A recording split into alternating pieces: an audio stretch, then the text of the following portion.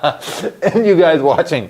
Okay, so big moves only happen when there's volume in the market, right? And when do we have volume in the market? We have volume in the market. You have pre-London session, you have London Open, you have pre-New York, you have New York Open, you have NYSE Open, you have London close, you have news happening, you have breaking events, and all these times when there's volume in the market, right? That's the only way when you're going to have a big candle forming. Now, right, first situation, candle closed above resistance. Now you have a very good opportunity to price to go up. Now, understand this. This is a wick. This is a big wick right here. We can form all sorts of candles, all sorts of things can form, you know, and this is a big wick. Whenever you have a big wick, we've talked about this in impulse entries, you can't take an impulse entry because if you're waiting for this candle to break above this high, then your entry is going to be too late. And sometimes it's going to happen. Sometimes what's going to happen is that you're going to have this candle just move up,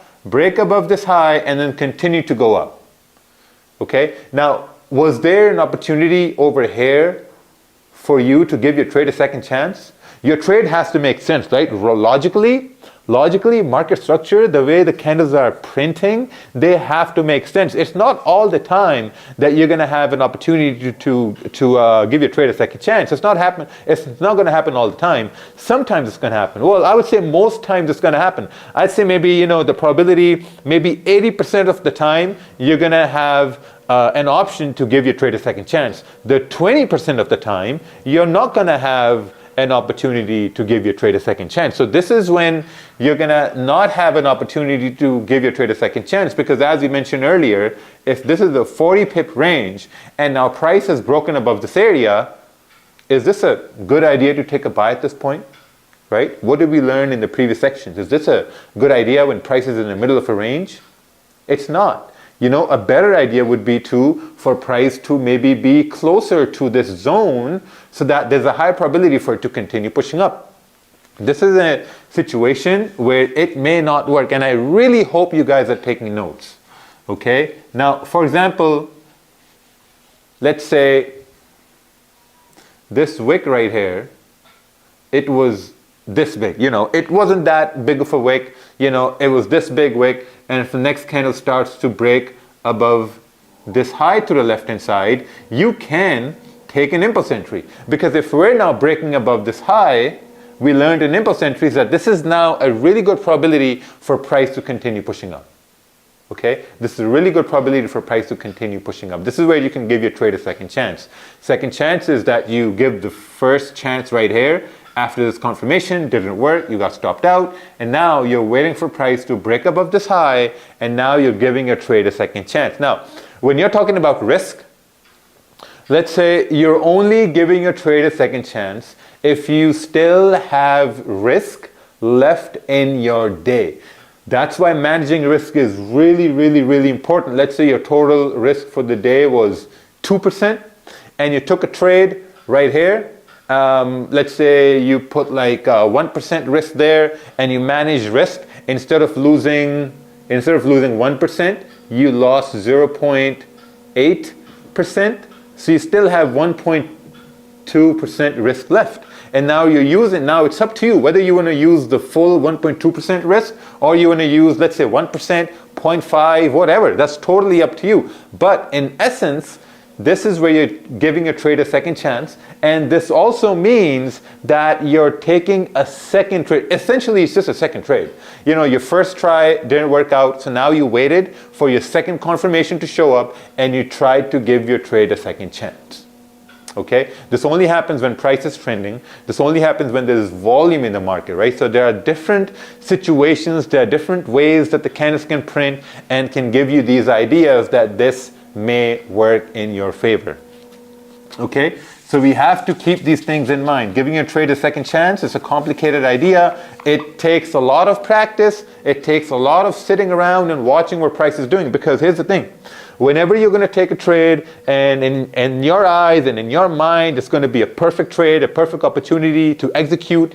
And if price doesn't work that way, all these emotions come in. All these emotions, you're thinking that, oh man, shit, I took a losing trade. Let me take a sell over here and win this trade because it's going down. No, keep the bias the same. just relax, calm down. And the first way to calm down is to manage risk. If you know that you have managed risk, if you know that you risked $100 and you've lost, let's say, $80 and $70 trying to take a buy, now you're perfectly fine. You're like, okay, you know what? I managed risk and I'm a mature, confident trader. I'm going to sit back and I'm going to see if price gives me a second chance for it to continue pushing up or not. Okay? And this is where these situations are where you can give price a second chance for it to continue pushing up. Okay? Now, there's another situation that happens, and we're going to talk about that as well. There's another situation that happens that, let's say, for example, we have support formed. We have support formed, and the next candle, it forms and it breaks the high. You're like, okay, perfect. We've broken the high. Now we're going to go up. But instead, it starts to break down.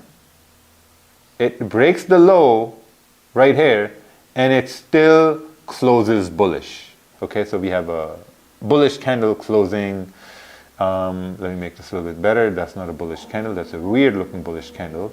We have a bullish candle closing like this, right? We have a bullish candle closing like this, and you're like, oh man, you know what? I had a buy at this point. Price broke the high. I took a trade, and price came down. My stop loss was right here, and it hits a stop loss, and now I have a loss right here. And while you're crying about that loss, you see the next candle wicks down and continues to push up, and you're like, oh man, shit! If it didn't have hit my stop loss, I would have had a profitable trade. Now, just at this moment, a lot of you guys are thinking the same thing that I'm thinking, that okay, if you took a loss right here, and if you managed risk, and also remember, there's always a probability you're going to be able to manage risk. You're not going to be able to manage risk all the time. You're going to be able to manage the risk most of the time, and sometimes you're going to take the full risk on the chin, and that's totally fine to solve our probabilities. Now, you're thinking at this point is that, okay, maybe if this candle broke above this high, we could have taken an impulse entry and given that trade a second chance. And that exactly what we thought it was going to do, because now we gave a trade a second chance and we made some money, or we reduced some of the loss we had over here, or we put the risk that was left from this trade over to this trade, and now it basically worked out. Okay, so these are different scenarios, different things that can happen, and these are things that you notice in the market as you're trading them, because as you're sitting back and watching how price is moving, you're looking at candles, you're looking at the different way the candles are printing, and you're kind of like visualizing where you can see the next candle move, where you can see the next candle go. And once you start to do this for 3 months, 4 months, you start to have an intuition, is what I call, right? This intuition comes over time.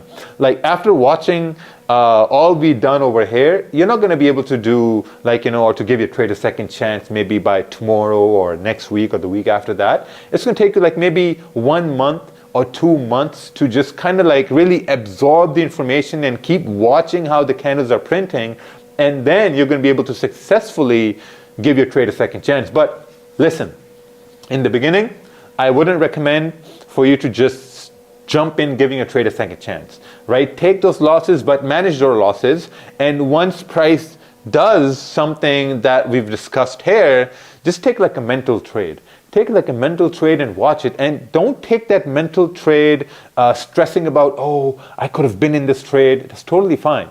That's totally fine, because you're still learning, you're still progressing, you're still adding these tools to your trading arsenal for you to be in profits in future, right? So this is all a mental investment that you're doing in yourself. So later on, once these situations happen, you're going to be able to execute on these, and someone new is going to look at you and say, oh, hey man, how are you able to do that? And you're going to say, oh, well, it's easy. Just give your trade a second chance. And they're going to say, oh, how? So these situations can also happen. Now, there's another situation that happens all the time, is when, the next candle breaks below the low and just continues to push up. These scenarios are where you can't really give your trade a second chance because there was no confirmation. And always remember, whenever you're giving a trade a second chance, there needs to be a confirmation. There needs to be a logical way where you can execute that trade. Okay? Very, very important. Giving your trades a second chance. And also rewatch this, right? The rules were you have to have the same bias. Don't change your bias. Changing your bias is going to be very, very risky. It's going to be detrimental to your mental health. It's going to be detrimental to your trading psychology as well. Never change your bias. I have a lot of people who can successfully give their trades a second chance. So there are different scenarios that we discussed over here. So what we're going to do now is we will go over how to add risk back to your trade. So we're going to go over that. How to add risk back to your trades.